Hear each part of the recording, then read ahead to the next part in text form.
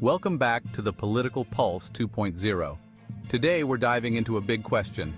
Can the government really cut spending by 30% as Elon Musk, the head of Trump's Department of Government Efficiency, proposes? With 66% of the budget tied up in untouchable or politically sensitive programs like Social Security, defense, and veterans benefits, what's left to cut? And how would these cuts impact the U.S. economy? Let's break it down. Let's start with the numbers. According to federal data, 21% of the budget goes to Social Security. Trump has committed to not cutting that.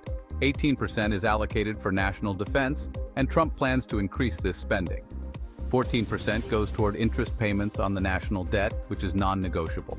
5% is spent on veterans benefits, which is highly unlikely to see cuts. Altogether, that's 58% of total spending already locked in. Add income security payments, an extension of Social Security, and you're looking at 66% of the budget that's essentially off-limits. That leaves 34% of spending on areas like Medicare, education, transportation, agriculture, and other miscellaneous programs. These are critical sectors that touch the lives of millions of Americans. So, where could cuts realistically happen? Medicare alone accounts for 15% of total U.S. spending, covering healthcare for seniors and disabled individuals. Cutting Medicare would be politically explosive and economically risky, given the rising costs of healthcare. Then there's education, transportation, and infrastructure, programs that support low-income families, job creation, and economic growth. Transportation spending, for example, is largely allocated to infrastructure projects. Cutting this could delay repairs to roads, bridges, and public transit systems, impacting businesses and everyday Americans. Education cuts would hit the poorest communities the hardest, widening inequality and limiting future economic mobility. Here's the big question. What happens to the economy if these cuts are made? Federal spending drives economic activity. Every dollar spent by the U.S. government is essentially a new dollar created by the Federal Reserve, not funded by tax revenue. This spending injects money into the economy, paying contractors, funding programs, and creating jobs. If spending is slashed, it removes money from circulation, potentially slowing economic growth.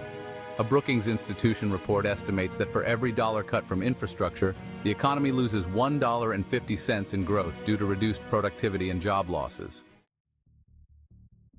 So who benefits from these proposed cuts?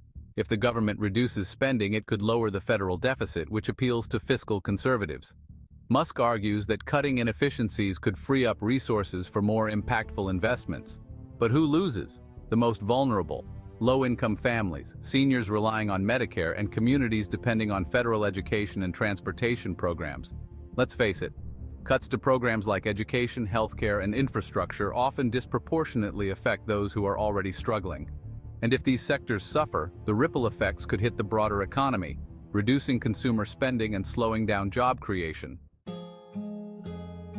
Is it even plausible to cut government spending by 30%? Not without dramatic consequences. Programs like Medicare and Social Security are politically untouchable, while infrastructure and education are essential to long-term economic health. The real challenge is finding meaningful cuts without undermining the very systems that keep the economy running. Elon Musk's plan to focus on government efficiency has merit. Eliminating waste and streamlining operations could save billions without cutting essential services. But efficiency only goes so far when much of the budget is tied up in mandatory spending or critical programs. In the end, cutting 30% of federal spending may sound bold, but it's a move that carries enormous risks. It's not just about numbers on a balance sheet. It's about real people, real jobs, and the future of the economy. What do you think? Are these cuts worth it, or are they too risky?